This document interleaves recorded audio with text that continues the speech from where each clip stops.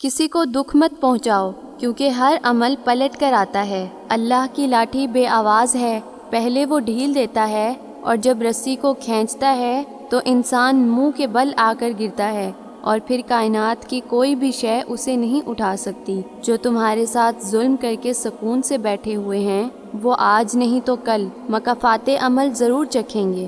معاملات اللہ کے سپرد کر دینا ہی بہتر ہوتا ہے، کیونکہ ہم خود بھی اپنے ساتھ اتنے مخلص نہیں ہوتے جتنا اللہ ہمارے ساتھ ہوتا ہے۔ بس اسی بات کا صبر ہے کہ اوپر والے کو سب خبر ہے۔ انسان کی اہمیت کو جانیں، برائی صرف دوسرے میں ہی نہیں ہوتی، کبھی کبھار ہم خود بھی غلط ہوتے ہیں مگر مانتے نہیں۔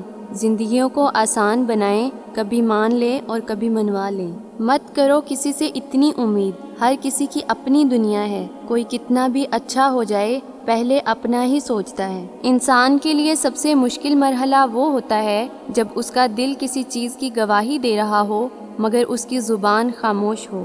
دشمنوں سے زیادہ وہ دوست خطرناک ہوتے ہیں جو منافق بن کر آپ کے جذبات سے کھیلتے ہیں۔ مشکل وقت میں ساتھ چھوڑ دینے والا کتنا ہی اپنا کیوں نہ ہو، دل سے اتر جایا کرتا ہے۔ دل اتنا مضبوط تو ہونا چاہیے کہ اداسی بے بس بھی کر رہی ہو تو کسی کی توجہ نہ مانگی جائے۔ مرزا غالب لکھتے ہیں، ہم جن کی عزت کرتے ہیں وہ ہمیں مجبور سمجھتے ہیں اور ہم جس سے بہت پیار کرتے ہیں وہ ہمیں بیوقوف سمجھتے ہیں۔ آپ لوگوں سے ڈرتے ہیں جبکہ اللہ اس کا زیادہ حقدار ہے۔ ہمارے معاملات ہمارے ہاتھ میں نہیں ہوتے، مگر اطمینان رکھیں جس کے ہاتھ میں ہوتے ہیں وہ بڑا رحیم اور کریم ہے۔ اور پھر تمہیں کیا معلوم کہ جب کوئی بھیگی آنکھیں سختی سے رگڑ کر، لمبی سانس کھینچ کر، تلخ مسکراہٹ لبوں پر سجائے آسمان کی طرف دیکھے تو وہ ضبط کی کس انتہا پر ہوتا ہے۔ سکون پتہ کیا ہے؟